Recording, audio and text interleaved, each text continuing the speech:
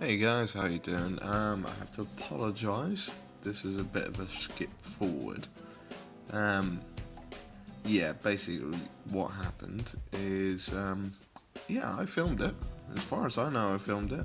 I checked the videos out afterwards when I moved them onto my computer. They weren't there, and I can't find them. So, I do apologise, but I've done some weathering effects. I'm going to give you a little demo on the Rhino. A bit of tape came off there. I'm going to give you a demo on how I did it on the Rhino. Okay, just so you don't miss out. But yeah, sadly, I've already done the fellblade weathering. There is a video which is after the two first steps, which I'll put following this little clip. But I just wanted to show you how to do the weathering side of things, because it's really fun. Okay, get your sponge, rip off some bits so we've got an uneven surface, like so. Okay, I use ice blue. It's a bit bright, but I think it looks quite nice. You can use other blues. My friend at Forge World tends to use grey a lot. I like a bit more animated, a bit more pop out in your face, rather than the Forge World approach of complete realism. So what we do, after knocking the camera, we take our Rhino. Let's move it so we can see properly. So, focus in. I'm going to focus in because it's got the fellblade back there, but there we are. All we do, we start diving down.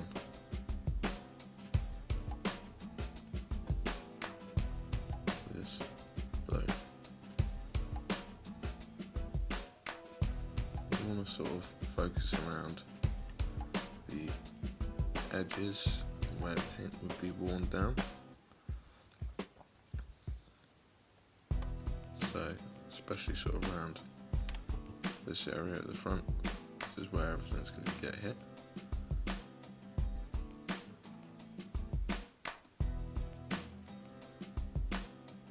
I've completely screwed this up as well, because I've still got to do a lighting effect on this, so this is probably going to make all a bit of a mess, but I didn't want you guys missing out on a step. So, I can always paint back over this.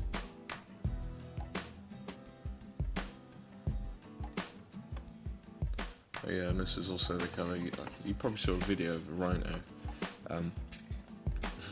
It looked a bit different, but yeah, that was that was this Rhino. And what I did is I realised that the fellblade is a different colour to what it was, so I've moved them back a bit. As you can see there, it's still a bit brighter, but it's a bit more encompassing with the Night Lords rather than being a light, because I feel I was going a bit too light blue with the colours. So yeah, you can see we just dab down. See, there'll probably be quite a lot at the front. The camera's not going to want to focus because I've got loads of stuff going on in this picture.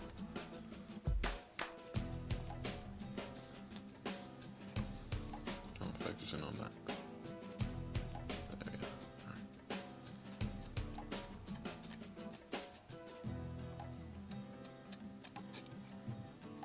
So, hopefully that gives you a kind of idea. As you can see, we've got this cool looking beaten up effect now. Sponging techniques, awesome. Okay. Don't knock it until you tried it. And this is an amazing technique for getting brilliant weathering effects. So that was the first bit I did. So you put ice blade down on that side of things. Over there, fellblade. So did that all around the edges and so forth and bits and bobs. That was the first bit, which would have been awesome to show you actually doing it on the model, but phone is a word I can't use, or I say I'm not going to use on this. So next thing we're going to do is go back to our,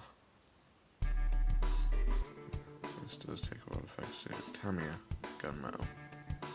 Okay, and the reason why I go for this is it's a darker metal colour rather than the light ones, and I've just put my finger in paint. That's a good start today. I do apologise if my voice is very sort of deep and it's quite early in the morning on Saturday, so yeah, I'm still sort of recovering, but I wanted to do some video editing, and I realised I don't actually have the ability to do any editing, so what we're going to do now is we're just going to dab down over the top.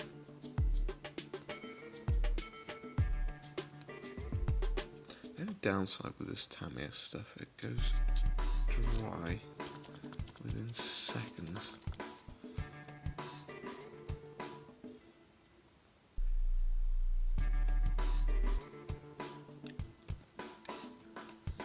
So as you can see, it flattens down the blue. Gives it that brilliant look now of being metal paintwork that's been shipped down to the metal.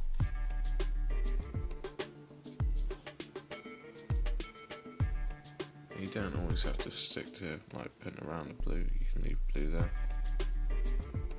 Focusing it? There we are. So that's what it looks like. Now I'm not going to really do any more on this because I actually need to do lighting on this tank. So it's going to be interesting how that turns out now that I've done some weathering effects on it. But yeah, that's what I did on there. Okay. Then, after I did all that, all around the tank, I went to another step, which should be playing in any moment now. So again guys, sorry about that, do apologise, technical difficulties I'm going to say, and yeah, we'll move on to the next bit. I'm going to have a look at doing a satin varnish. I may do some touch-ups before I do the satin varnish, because there's a couple of little things I want to highlight up and so forth.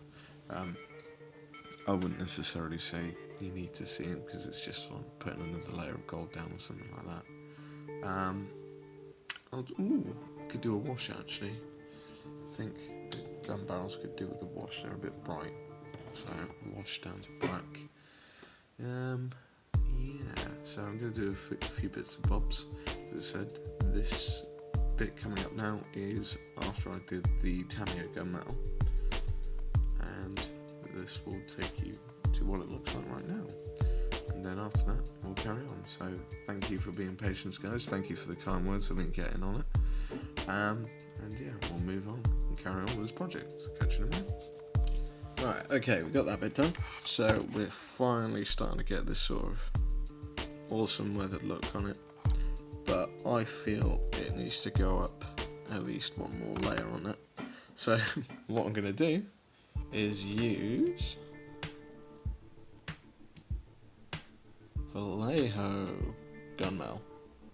So instead of using Tamiya gunmetal, I'm now going to use Vallejo because it's just that tiny shade up from the Tamiya one. So this should hopefully give us a nice contrast. I'm just going to dab that down. We're going to do it ever so like this. Just want it to complement the gunmetal that's already on there with another gunmetal.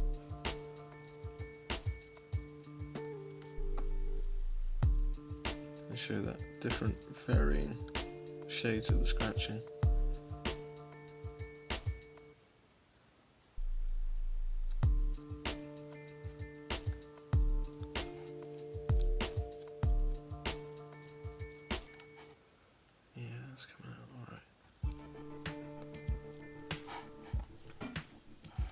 So I don't know if you can see that.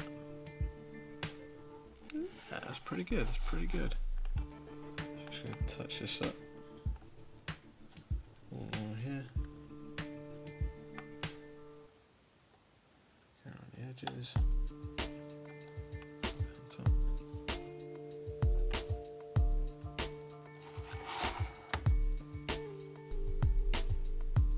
So you want to be kind of careful with this bit, guys. You don't want to go overboard on it.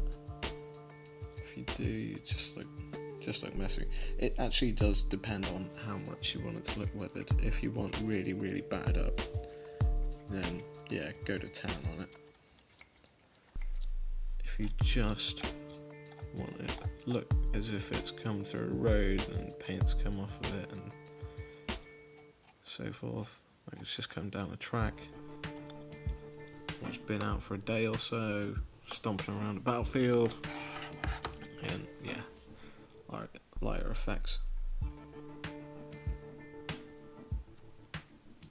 Good thing is I didn't know what to do with these little bits here, didn't know what colour to make them, but the weathering effects done it for me, which is awesome. Accidentally cheating.